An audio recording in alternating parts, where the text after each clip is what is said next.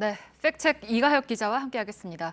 어제 우리 외교부가 오전에는 일본 대사를, 오후에는 미국 대사를 불렀습니다. 네, 똑같이 우리 외교부가 불렀다라고 표현을 했는데 외교부 보도자료를 보면요. 주한 일본 대사는 초치, 주한 미국 대사는 면담 이렇게 차이가 있습니다. 네, 뭐 의미상의 차이가 있는 겁니까? 네, 한번 따져보겠습니다.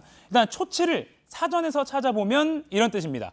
불러서 오게 하다입니다. 우리 정부가 당신 나라에 할 말이 있으니까 오라 이렇게 말하는 건데요.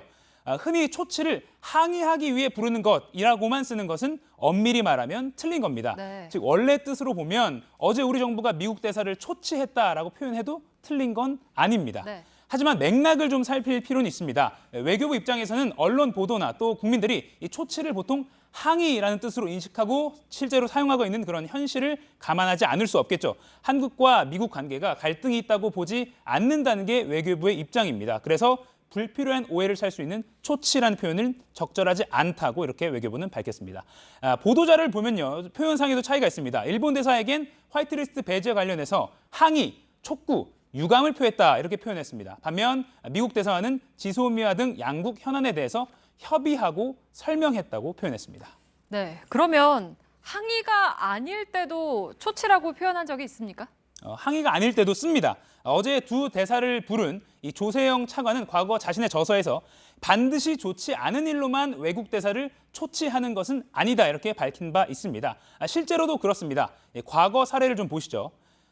모두 외교부가 공식 보도자료에서 초치라는 표현을 쓴 경우입니다. 네. 이 아프가니스탄에서 우리 국민이 납치됐을 때 구조에 협조해 준 것에 감사하기 위해서 초치를 했다거나 또 우리나라에서 베트남 여성이 살해됐을 때 애도를 표하기 위해서 초치했다. 또 박근혜 당시 대통령 탄핵 소추안이 국회에서 가결됐을 때 이 가결 상황과 또 향후 국정 관련 설명을 하기 위해서 미국 등 주요국 대사를 초치했다. 이렇게 외교부가 표현을 했습니다. 네, 그러니까 이렇게 항의가 아닐 때도 쓰이기도 하고 아까 이가혁 기자가 설명하기로는 초치가 곧 항의하려고 부른다라고만 쓰이는 건 거는 아니다. 엄밀히 말하면 좀 틀리다고 했잖아요. 네. 근데 왜 이런 인식이 생겼을까요? 항의성 초치가 많이 보도가 되고 또 그만큼 주목을 많이 받았기 때문으로 보입니다. 네. 실제 외교부가 공개한 이 보도자료로 확인 가능한 것을 기준으로 초치를 따져봤는데요. 이 반대 입장 표명, 또 유감의 뜻 표명 같이 이 항의 성격의 초치가 많았습니다. 저희가 이렇게 따로 분석을 해보니까 29건 중에서 18건이 항의의 네. 경우였습니다.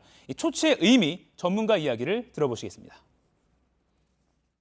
미디어가 이제 이걸 어떻게 이벨리웨이트 하느냐 문제가 있는데 우리 상대국 국가의 대사를 특별히 부른다라고 할 때는 다른 루트들도 굉장히 많은데 초치를 한다는 건 굉장히 공개적인 의미가 있죠. 우리도 이런 지금 뭐 나름 대응을 한다 보여줄 수 있는 뭐 굉장히 확실한 방법 중에 하나고요.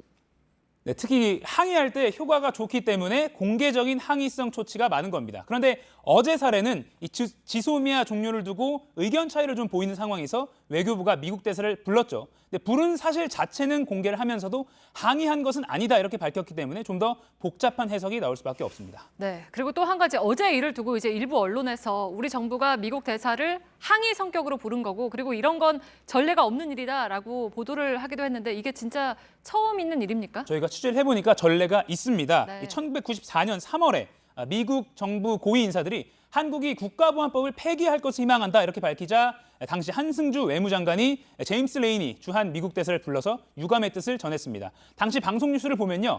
우리 정부가 미국 정부에 전례 없이 강력하게 항의했다 이렇게 보도했습니다. 이후에 같은 해 8월에도 같은 사안으로 다시 한번 초치를 해서 항의를 한 적이 있습니다. 즉 어제 미국 대사 케이스가 좀 이례적이라고 볼 수는 있겠지만 전례가 없는 일은 아닙니다. 네, 알겠습니다. 팩트체크 이가혁 기자였습니다.